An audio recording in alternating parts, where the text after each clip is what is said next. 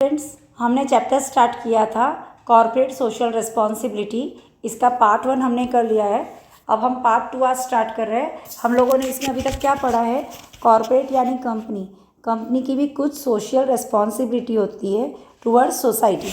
Okay, अब CSR implementation rule 4 of the companies rules 2014 है ना। ये कॉर्पोरेट सोशल रिस्पॉन्सिबिलिटी पॉलिसी बता रहा है। The board shall ensure that CSR activities are undertaken by the company itself और through, मतलब खुद कोई कंपनी सोच रही है कि मुझे CSR एक्टिविटीज़ करना है। फॉर एग्जांपल टाटा का एग्जांपल ले लो। गवर्नमेंट ने बोला है कि हर एक कंपनी को 20% अपने यहाँ से CSR एक्टिविटीज़ करना है, लेकिन टाटा हमेशा ही इतने सारे चैरिटेबल वर्क करते हैं, इतने सारे टाटा फाउंडेशंस और इनके इतने सारी चीज़ें हैं, तुम ज़्यादा कर सकते हो। तो अगर आप चाहो तो खुद इनिशिएटिव लो या फिर जैसा गवर्नमेंट ने बोला है वैसे करो। तो a company established under section 8 of the act और रजिस्टर्ड पब्लिक ट्रस्ट और registered society exempted under subsections 4, 5, 6, 6A of clause 23C of section 10 or registered under section 12A and approved under section 80G of the income tax act। ठीक है, ये 80G की छूट आपको लोगों को मिल रही है। Establish by the company either singly और along with any other company. Company खुद अकेले भी ये कर सकती है या फिर कुछ कंपनीज के साथ मिलकर। A company is established under Section 8 of the Companies Act 2013 or as a registered trust or a registered society established by the central government or state government। फिर कोई और एंटिटी एस्टेब्लिश हुई है under the act of parliament और state legislature. फिर a company established under section 8 of the act और a registered public trust और a registered society exempted under section 4 under clause 4, 5, 6, 6A of clause 23C of section 10 or registered under section 12A and approved 80G of the income tax act and having an established track record of at least 3 years in undertaking similar activities। within 3 years आप लोगों ने इस तरह की CSR की activities की है तो बोर्ड को बताना रहेगा कि हम लोगों ने ये एक्टिविटीज़ की है, ये सेक्शन के थ्रू की है और हम ऐसे एक्टिविटीज़ कर रहे हैं आगे।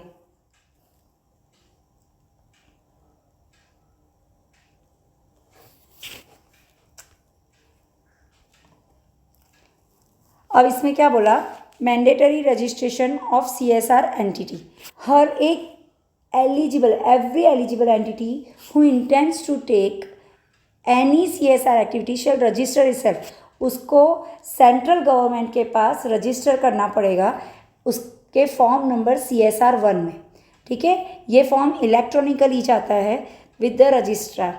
ठीक है, और ये हम लोगों ने कब से इलेक्ट्रॉनिक किया है? 1 अप्रैल 2021 से।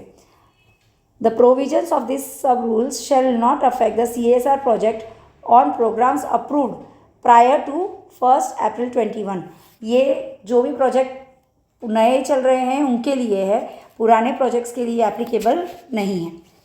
Certification of professional form number CSR 1 shall be signed and submitted electronically by the entity and shall be verified digitally by a CA or a CS in practice or a CMA। आप लोगों को professional से उसको register करना पड़ेगा। जो भी practice में है, इंडिविजुअल प्रैक्टिस में एम्प्लॉय नहीं चलेगा, तो CA होगा, CS होगा या CMA होगा। और बोला है यानी तीनों में से कोई भी एक होना चाहिए, तीनों की ज़रूरत नहीं है। On the submission of form CSR 1 on the portal a unique CSR registration number. जैसे आप लोगों का एक रोल नंबर होता है, कोई भी रजिस्ट्रेशन नंबर होता है, SRN नंबर होता है, इस तरह से CSR registration number shall be generated by the system automatically. ये नंबर ऑटोमेटिकली जनरेट हो जाता है। ठीक है। Role of international organisation. A company में engage international organisation for designing, monitoring and evaluation of CSR project or programs as per its CSR policy as well as capacity building or their personal for CSR। कभी भी कोई company चाहिए तो वो international organisations को भी involve कर सकती है फॉर डिज़ाइनिंग, मॉनिटरिंग, इवेल्युएट करना प्रोजेक्ट के लिए। ठीक है, उसके लिए अलाउड है उनको। A collaboration of other companies for CSR expenditure.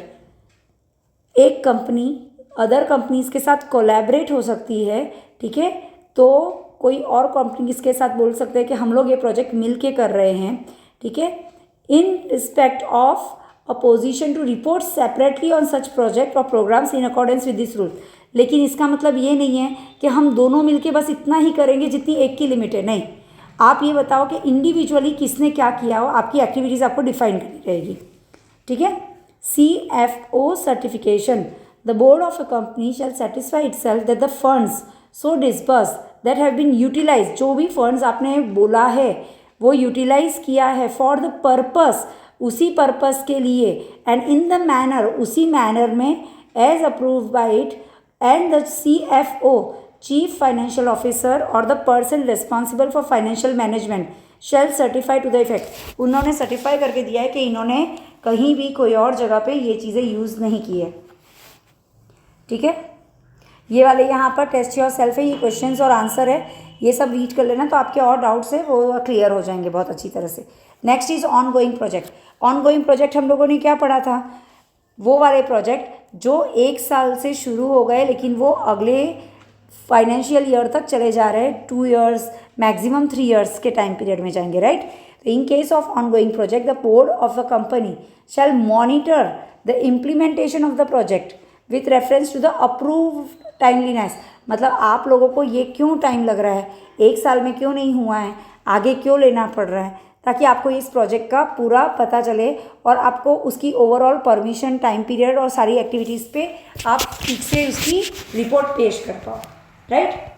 Next is identifying appropriate implementing agency. Identifying appropriate implementing agency, ठीक है। Identifying an appropriate implementing agency for undertaking CSR activities is an important task as to proper utilization of funds. आप लोगों ने बोला हमने funds use किया है, लेकिन तुमने फंड्स कहाँ यूज़ किया, कितनी चीज़ों में यूज़ किया, ठीक है, ये कौन बताएगा कि सच में तुमने इतने किया हुआ है। तो आप लोगों को प्रॉपर इम्प्लीमेंटिंग एजेंसी अपॉइंट करना है जिसमें वो लोग बताएंगे कि क्या CSR एक्टिविटीज़ आप कर रहे हो। While finalizing the implementing agency the following point should be kept in mind. क्या पॉइंट्स आपको ध्यान में रखना है, ठीक है। जो भी इम्प्लीमेंटिंग एजेंसी आप सिलेक्ट कर रहे हो उसके पास ट्रैक रिकॉर्ड होना चाहिए कि वो 3 ईयर्स से ज़्यादा की है, ठीक है। Should not have any association with any political party directly और इनडायरेक्टली। किसी भी पॉलिटिकल पार्टी से वो इन्वॉल्व नहीं है, उनका कोई रिलेशन नहीं है, ठीक है। अदरवाइज़ अगर आपने ऐसी एजेंसी को अपॉइंट किया है तो वो मानी नहीं जाएगी, it will be wrong. Okay, the implementing agency should not have any conflict of interest with the employees of the company. उनका किसी से कोई डायरेक्ट या इनडायरेक्ट बेनिफिट नहीं होना चाहिए, कोई भी एम्प्लॉय से या उनके फैमिली मेम्बर से। यानी ये समझो कि डायरेक्टली या इनडायरेक्टली किसी से भी कोई रिलेशन नहीं है, कुछ उनकी इन्वॉल्वमेंट नहीं, ठीक है। The implementing agency should have registration under section 12A and section 80G। यानी वो इम्प्लीमेंटिंग एजेंसी वो प्रॉपरली रजिस्टर्ड होनी चाहिए, ठीक है। And from 1 April 2021 onwards such agency should also be registered with MCA for undertaking CSR activities। अब इन लोगों ने कंपलसरी कर दिया है कि ऐसी एजेंसीज को MCA में भी रजिस्टर करना कंपलसरी है। The antecedents of the implementing agency, its past reputation. हम लोग हमेशा किसी को भी चूज़ करते हैं, क्यों चूज़ करते हैं, उनकी रेपुटेशन देखिए, उनका काम क्या है, वो कितने पर्सन के साथ एसोसिएटेड है, किस तरह से काम कर रहे हैं, ठीक है। इन लोगों को ये सिलेक्ट करने के पहले हमको ये स्क्रूटिनिटी यानी ये पूरी तरह से चेक करना चाहिए। Any other requirement as may be prescribe by the government regulatory authorities is being followed by the implementing agency. Government ने भी कोई रेगुलेटरी अथॉरिटीज़ ने कोई रूल्स दिए हैं, वो भी उनको फॉलो करना है। Now CSR policy and annual action plan. CSR policy means a statement containing the approach and direction given to the board of a company, ठीक है। यानी बोर्ड ऑफ द कंपनी ने उनको बोला है कि हम क्या CSR एक्टिविटी करने वाली है, तो CSR कमेटी को उनको बताया हुआ है किस तरह से क्या काम होगा, ठीक है। Guiding principle for selection, implementation and monitoring of activities as well as formulation of annual action plan. किस तरह से ये पूरा काम ऑफ CSR एक्टिविटीज़ का होगा ये उनको बताया हुआ है। The approach and direction of CSR is to be recommended by CSR committee to the board. CSR committee को अपॉइंट किया है हमने, वो ये बताएगी बोर्ड को कि वो लोग कैसे काम करने वाले हैं, उनकी पॉलिसी क्या है, ठीक है ना, उन्होंने किस तरह का CSR पॉलिसी बनाई है, एंड रिकमेंड करवाएंगे to the CSR committee to the board for its approval. Last में कमिटी ने सब डिसीजन ले लिया, सब प्लान्स बना दिए, अप्रूव बाद में फाइनल अप्रूवल हमको किससे मिलेगा? बोर्ड से। बोर्ड सारी चीज़ों को ठीक से देखेगा, समझेगा, उसके बाद में अप्रूवल देगा, तभी हम ये काम, ये पॉलिसी, ये कमिटी कर पाएगी।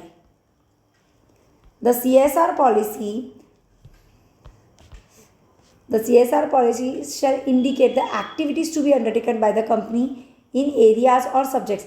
उन्होंने कौन सा एरिया, किस तरह की पॉलिसी, क्या सिलेक्ट किया है कि हम कौन सा काम करेंगे, क्या करके देंगे, कौन सी एप्लीकेबल, हमारी date prior to this date.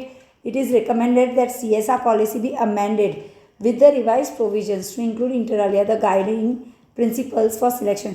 इन्होंने जो भी किया है 22 जनवरी 21 उसमें अमेंडमेंट्स आए थे। उन्होंने बोला कौन से प्रोविजंस अप्लीकेबल है, प्रायर वाली डेट, कभी भी कोई भी प्रोविजंस आते हैं राइट, है ना, तो प्रायर डेट और बिफोर डेट जो आया हुआ है उसके ऊपर एप्लीकेबल नहीं होगा। कोई भी चीज़ आई है उसके बाद वाली प्रोविजंस वो सारी चीज़ों पे एप्लीकेबल होगा जो न्यू प्लान्स है। The guiding principle to be included in CSR policy as contemplated in CSR rule appear to be more level indicators as to the areas in which CSR projects are proposed to be undertaken, which can be articulated in the annual action plan for each financial year। ये इन लोगों को हर financial year में, एक साल में करना होता है कि तुमने क्या CSR प्रोजेक्ट लिया हुआ है, क्या एक्टिविटीज़ की है, ये तुमको बताना रहेगा। ओके। गाइडिंग प्रिंसिपल्स, अब यहाँ पे एग्जाम्पल देखो। Guiding principle for selection of CSR project can be what parameters are to be evaluated while selecting the project। तुमने प्रोजेक्ट तो सोच लिया, ठीक है, अब तुमको कौन से पैरामीटर्स देखना है, ठीक है, तो should be the thrust area, local area, other areas where there exist a need of CSR project. तुमने जहाँ पे उसके लिए काम का प्रोजेक्ट है, ठीक है, तुमने ऐसा कुछ काम किया है जिससे वहाँ पे रहने वाले लोगों के लिए या नेशन के लिए, वहाँ के एरिया के लिए, नेचुरल रिसोर्सेज के लिए जो भी हो रहा है अच्छा काम हो रहा है, तो वो CSR प्रोजेक्ट और उसकी एक्टिविटीज़ में आएगा। तुमने जो पैसा स्पेंड किया है CSR में वो इस पर्पस के लिए लिया गया है, वो पॉजिटिव इम्पैक्ट होना चाहिए, ठीक है, और CSR प्रोजेक्ट, और तुमने क्या किया है वो तुमको बताना है। फिर guiding principles for implementing of CSR project can be whether they will be undertaken directly और थ्रू इम्प्लीमेंटिंग एजेंसी। खुद करेंगे या किसी एजेंसी के थ्रू करवाएंगे, ठीक है। उनके minimum benchmarks of various criteria while selecting and implementing agency such as no conflict of interest. खुद का कॉन्फ्लिक्ट ऑफ इंटरेस्ट जो अभी हम लोगों ने बोला था, कोई इंटरेस्ट खुद का नहीं होना चाहिए, कोई पॉलिटिकल बैकग्राउंड नहीं होना चाहिए, ठीक है। ट्रैक रिकॉर्ड इंडिकेटर्स देखा जाएगा, सेटिस्फैक्ट्री ड्यू डिलिजेंस। तो guiding principles for monitoring of CSR project can be eight what frequency spending shall be monitor, ठीक है, कितना स्पेंडिंग किया हुआ है, तुमने एक्स्ट्रा अदर वर्क में स्पेंडिंग कर दिया और लोगों का भला किया ही नहीं, तो वो नहीं चला जाएगा, ठीक है। तो तुमने कौन सी चीज़ पे किया है, कितना साइट विजिट पे किया हुआ है, who shall visit, what evidence should be collected as a progress of the project, ये सारी चीज़ें ध्यान में रखी जाएंगी। For formulation of annual action plan can be whether long term project और short term project are to be selected. तुमने कैसा प्रोजेक्ट सिलेक्ट किया है, ये लंबे समय के लिए चलेगा, ऑनगोइंग प्रोजेक्ट तो नहीं है, छोटा प्रोजेक्ट है, ठीक है। Requirement of environment clearance, compliance of local laws, ठीक है। Evaluation while choosing a project, at what frequency, impact assessment should be done. ये सारी चीज़ें जब हम CSR पॉलिसी देख रहे हैं तो CSR कमिटी ये सब चीज़ों को ध्यान में रख कर फिर उसके बाद में डायरेक्टर्स को इन्फॉर्म करती है, ठीक है। As and when it is recommended that a company should outline a CSR policy to reflect the vision, mission and goals on a broader level। ये CSR प्रोजेक्ट भी हमारे कंपनी के एक नॉर्मल प्रोजेक्ट जैसा है जिसमें हम अपना विजन अपना मिशन और अपना गोल लेकर चलते कि हम आगे क्या सोच रहे हैं। ठीक है, हम जो भी काम कर रहे हैं वो कौन से टारगेट ग्रुप के लिए कर रहे हैं, कौन से जोग्राफिकली एरिया के लिए कर रहे हैं और कौन सी सेक्टर में कर रहे हैं, हेल्थ में, एजुकेशन में, एनवायरनमेंट में।